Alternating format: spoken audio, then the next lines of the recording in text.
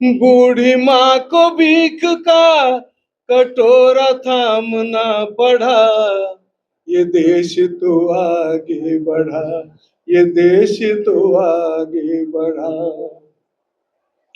अट्टालिकाएं जो गढ़े उनके सर पे छत नहीं, अट्टालिकाएं जो गढ़े उनके सर पे छत नहीं।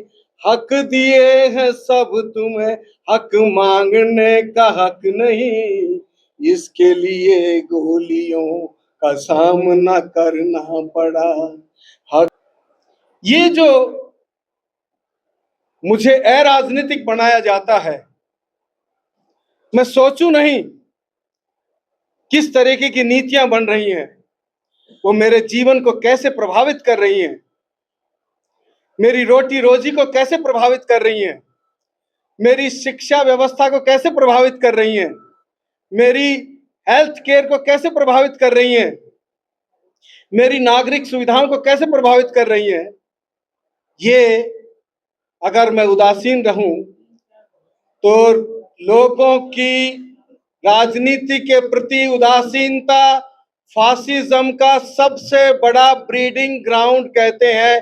वो हमारे इस सभा के मुख्य वक्ता कॉमरेड आर.के. पराशर जी, मैं चाहूंगा कि वो आए और अपनी बात करें।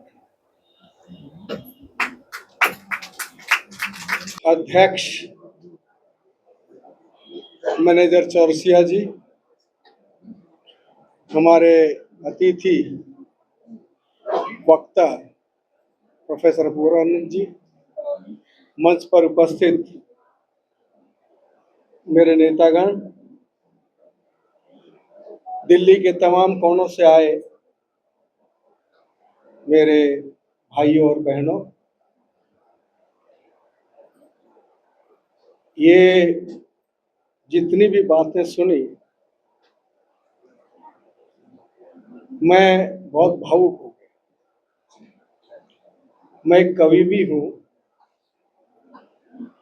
अपनी बात गीत के माध्यम से, कविता के माध्यम से रखता हूँ। लगभग सभी समस्याओं पर गीत हैं, लेकिन आज मैं आपके सामने भाषण दूं, मुझे लगता है कि ये मेरा गीत उस भावना को व्यक्त करेगा, उस पीड़ा को व्यक्त करेगा। मैं कुछ बात रखूंगा और ये इस गीत के माध्यम से, जो बहुत पहले रचना की थी, यूट्यूब पर भी अवेलेबल है, ये तमाम बातें सुन के जो मुझे आवेग आया, रहने को घर नहीं है, हमें भूख ने मारा है, आगे बढ़ाओ देश को, ये हाकिमों का नारा है। ये देश तो आगे बढ़ा, फिर भी क्यों गहरा हुआ, मुफलिसी का ये गढ़ा, ये देश तो आगे बढ़ा, ये देश तो आगे बढ़ा। किसान भूखा हो जहां, वहां न्याय है कि लूट है। किसान भूखा हो जहां, वहां न्याय है कि लूट है।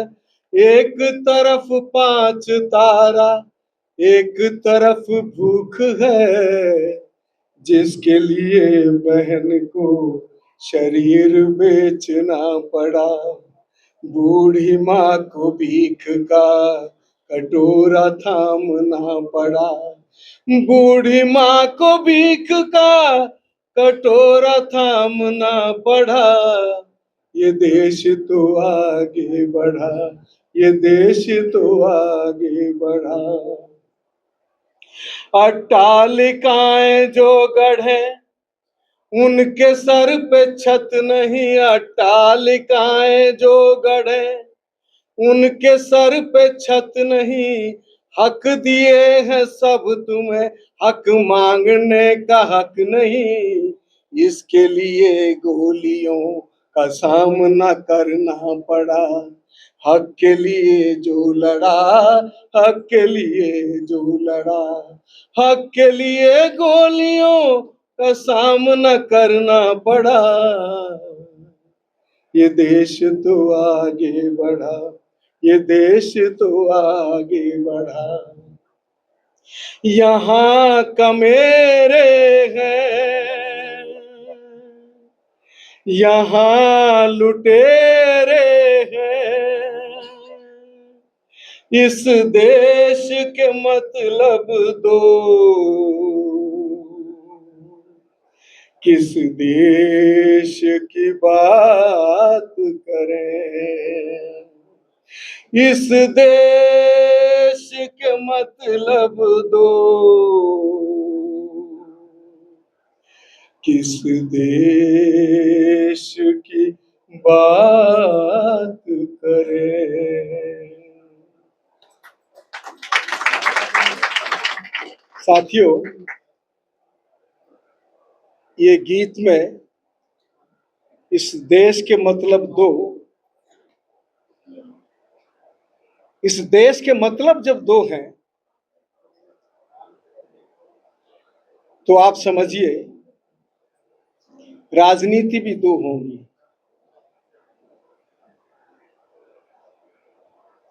राज किस नीति से चलेगा,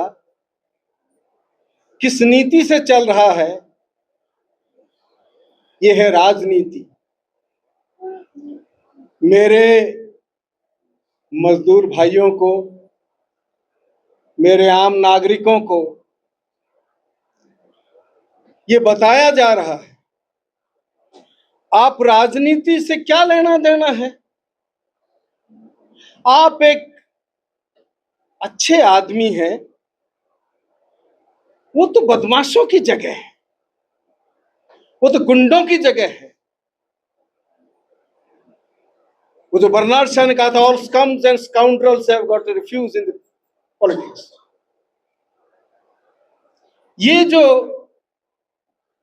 मुझे अराजनीतिक बनाया जाता है, मैं सोचूं नहीं किस तरीके की नीतियां बन रही हैं, वो मेरे जीवन को कैसे प्रभावित कर रही हैं, मेरी रोटी रोजी को कैसे प्रभावित कर रही हैं, मेरी शिक्षा व्यवस्था को कैसे प्रभावित कर रही हैं, मेरी हेल्थ केयर को कैसे प्रभावित कर रही हैं, मेरी नागरिक सुविधाओं को कैसे प्रभावित कर रही हैं।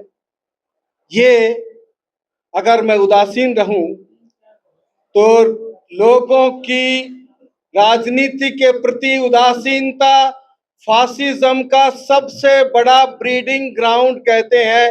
वो पनपता है फासिज्म जब लोग राजनीतिक तौर से सचेत नहीं रहते हैं। आप लोग अपनी समस्याओं के बारे में, एक महान दार्शनिक, मजदूरों के मसीहा कार्ल मार्क्स ने कहा था कि दुनिया की व्याख्या बहुत हुई है, सवाल है बदलने का। आपके सामने आपकी समस्याओं के बारे में भला आपसे ज्यादा कौन जान सकता है, जो पीड़ा को महसूस कर रहे हैं, झेल रहे हैं डेली। सवाल है जब हम किसी के सामने रखते हैं या हमारे सामने कोई उसकी व्याख्या करता है तो क्या बताया जाता है। यहां भी दो नजरिए हैं। ये दो नजरिए, दो दृष्टिकोण बताया जाता है। आप हमको चुनिए, हम समस्या समाधान कर देंगे। मतलब वो क्या कहना चाहते हैं, चुनाव से तुम्हारी समस्या का समाधान हो जाएगा। कितने 75 साल से चुनाव होते आ रहे हैं, करते आ रहे हैं, किसी समस्या का समाधान हुआ है? वो बताएंगे आपको क्या क्या नहीं हो रहा है, लेकिन कभी कोई बताता है कि ये आपका हक है, ये आपका हक है। शिक्षा पाना आपका हक है, चिकित्सा पाना आपका हक है, आवास आपका हक है, परिवहन सस्ता फ्री हो वो आपका हक है। वेलफेयर स्टेट की बात करते हैं, ये आपका हक है। हक के बारे में नहीं बताते आपको क्या क्या समस्याएं आप झेल रहे हैं, ये आपका हक है। दया की भीख मांगो, साहब हमारे लिए ये कर दीजिए, वो मंत्री है, वो संतरी है, वो ये है, वो है, उसके पास जाए, ये मेरा हक है। हक के लिए कोई थाली में सजा के देता नहीं है, हक के लिए लड़ना पड़ता है। हक के लिए महाभारत हुआ, जब ये हुआ कि एक सुई की नोक बराबर नहीं देंगे, हक के लिए लड़ना पड़ता है। और रविंद्रनाथ टैगोर कहते हैं, जो हक के लिए नहीं लड़ता उसको तुम्हारी नफरत, तुम्हारी घृणा उसको भस्म करनी चाहिए, कर दे। हक के लिए जो लड़ाई, ये जो हक जो छीना जा रहा है, आप जानते हैं, एक तरफ ये देश, इसके चंद अरब खरबपति दुनिया की 10 सबसे अमीर लोगों की लिस्ट में शामिल है, ये गर्व है। 85 करोड़ लोग 5 किलो अनाज पर जिंदा हैं, ये गर्व है। शिक्षा के स्तर में कहां है? दुनिया की 200 यूनिवर्सिटीज में हमारी कोई यूनिवर्सिटी नहीं, 300 जो, माने कौन सा आंकड़ा बोलूं? ये शर्म है। ये किस लिए? इस देश के मतलब दो,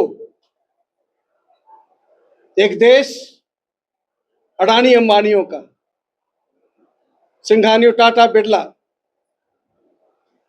ये तमाम नीतियां, तमाम संपदा देश की, जो मेरे साथियों ने बताया कि जो हमने निर्माण की है,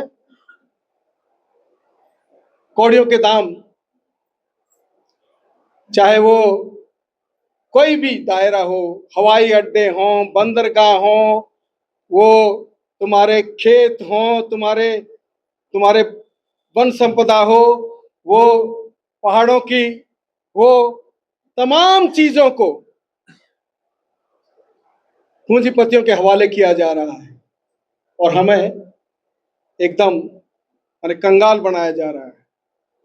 देखिए, इसीलिए ये जो बात यहां आई कि राजनीति भी दो होंगी, एक है हक की खातिर लड़ने की, जन आंदोलन की राजनीति, और मैं ये दावे के साथ कह सकता हूं, मैं ये दावे के साथ कह सकता हूं, आप इसको लेके जाइए, आप इसको पड़ताल करिए, एकमात्र पार्टी, ये मैं इस पार्टी को साथ हूं इसलिए नहीं, सच को सच समझना चाहिए, एकमात्र पार्टी जो बोलती है जन आंदोलन के रास्ते, जन आंदोलन को तेज करते हुए हम अपनी समस्याओं का समाधान कर सकते हैं, हम अपने हक हासिल कर सकते हैं। कोई दूसरी पार्टी नहीं बोलती। बोलते हैं हमको जिता दो, हम जाएंगे, हम बदलेंगे। अरे तुम जाकर, जो भी जाता है, यही मोदी, इसकी 2014 से पहले की स्पीच सुनिए, क्या क्या स्पीच है, क्या बोलूं। ठीक उसका उल्टा आज जो बातें कर रहे हैं वो ठीक उल्टा करेंगे, क्योंकि वो पूंजीपति के पैसे से, पूंजीपति के द्वारा, पूंजीपतियों के लिए काम करते हैं। सवाल है कि ये जो बात कि एकमात्र मेरा हक क्या है, इसके बारे में सचेत होना, मेरे हक की लड़ाई को लड़ने के लिए संगठित होना, सचेत होना, संगठित होना, संघर्ष में उतरना। हम आज चाहे छोटे लेवल पर ही हों, जिस भी स्तर पर हम हैं, जितनी दूर तक हमारी पहुंच है, जितने इलाकों में हमारी पहुंच है, जो भी समस्याएं हमारे सामने हमारे साथी लेकर आते हैं, हम फेस करते हैं, उसके लिए एकमात्र हम ही हैं, एकमात्र एसयूसीआई है जो सड़कों पर है, जो संघर्ष कर रही है, जो जनता को सचेत, संगठित करते हुए संघर्ष को लीड कर रही है। साथियों, ये चीज हम अगर समझें कि किसी भी आंदोलन के लिए एक सही समझ, एक सही नेतृत्व, सही दिशा, ये जरूरी है, गारंटी है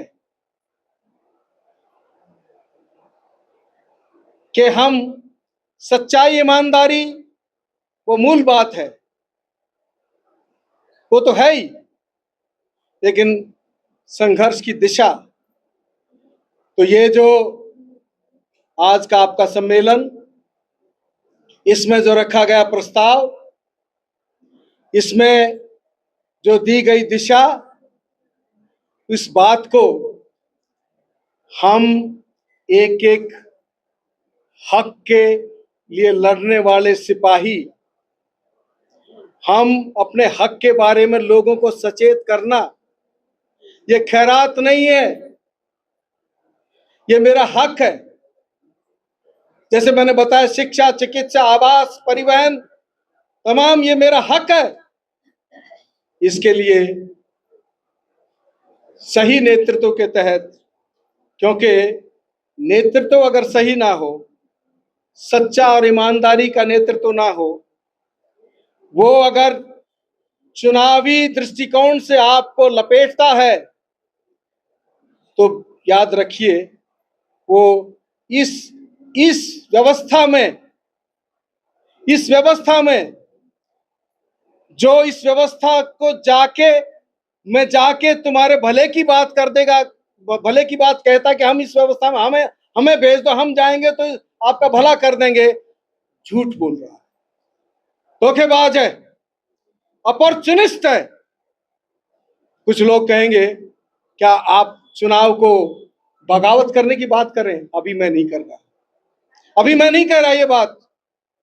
मैं कह रहा हूं कि अगर आपको, क्योंकि चुनाव आज रिडंडेंट हो गया है, उसका कोई मायना नहीं रह गया है। आप देख रहे हैं देश कैसे चल रहा है, मंडी लगी हुई है सांसदों की, विधायकों की, खरीद फरोख्त हो रही है, वोटों की खरीद फरोख्त होती है, हिंदू मुसलमान होता है। आज चुनाव के जरिए आपकी अपनी अभिव्यक्ति आ जाएगी, आप अपना प्रतिनिधि चुन लेंगे। नहीं, आप अभिशप्त हैं पूंजीपति का ही प्रतिनिधि चुनने के लिए, क्योंकि वो उन्हीं का ही है और उन्हीं की सेवा में जाएगा। मेरा सवाल है कि आज हम जनता को उस मोह जाल से निकाल नहीं पाए, ठीक बात है, लेकिन उनसे भी अगर आपको अपना काम करवाना है, उनसे भी अगर नीतियों को बदलवाना है, उनसे भी अगर जनहितैषी नीतियां करवानी है, लागू करवानी है, ये व्यवस्था रहते हुए भी, तो वो जन आंदोलन के माध्यम से ही हो सकता है। किसान आंदोलन हुआ, 13 महीने चला, 700 लोगों ने कुर्बानी दी और एक ऐसा जज्बा पैदा हुआ कि पीछे हटना पड़ा। वो अहंकारी सरकार, वो फांसीवादी सरकार जो कहते हैं सड़क जो संसद नीतियां सड़कों पर बनती हैं, क्या वो बदली जाएंगी क्या? हमारे सामने मिसाल है, इतिहास हमारे सामने है। तो हमको इस व्यवस्था के अंदर भी नीतियां जब लागू करवानी है तो उसके लिए भी हमें जन आंदोलन का ही सहारा लेना होगा। जन आंदोलन के रास्ते ही हम उन नीतियों को बदलवा सकते हैं जो जन विरोधी हैं, वो शिक्षा में हो, हेल्थ में हो, किसी में भी हो। उन नीतियों को लागू करवा सकते हैं जो जनहितैषी हैं और अपने हक को हम हासिल कर सकते हैं। प्रशासन पर भी दबाव बना सकते हैं।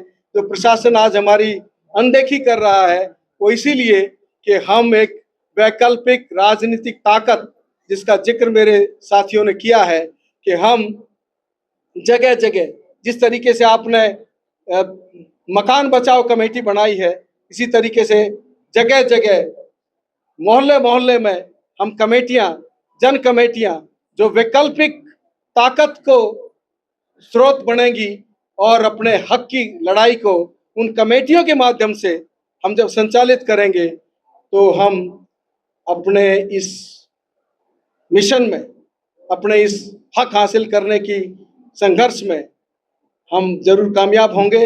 हताशा की कोई बात नहीं है, हताशा निराशा की कोई बात नहीं है।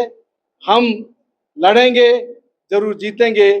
यही आह्वान करते हुए इस सम्मेलन की सफलता इसी बात में निहित है कि हम इस सम्मेलन का संदेश अपने हर जगह ले जाएं और जहां भी हो, जिस स्तर की भी हो, हम जन कमेटियों का निर्माण करते हुए एक उनको सचेत करते हुए, संगठित करते हुए संघर्ष की दिशा में आगे बढ़ें, जन आंदोलन को तेज करें। तो हम जब अपने अपने स्कूलों के लिए लड़ते लड़ते, अपने गली मोहल्लों की शिकायतों को लड़ते लड़ते, हम जब बड़े स्तर पर जब इस तरीके से एक बड़े पैमाने का संघर्ष छेड़ेंगे, जिसका आह्वान किया गया है हमारे जो सचिव वेस्ट जिले के, उनके द्वारा, कि हम दिसंबर में एक बड़े आंदोलन का ऐलान करेंगे और हम सरकार को, प्रशासन को मजबूर करेंगे कि वो ये बुलडोजरबाजी बंद करे, स्कूलों को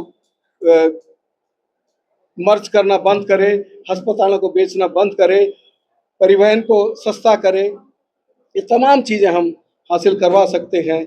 मैं इसी उम्मीद के साथ कि आप जरूर इस आंदोलन को अपना आंदोलन, मेरी जिम्मेदारी, मुझे लोगों को सचेत करते हैं क्योंकि मेरी ताकत बनती है उससे।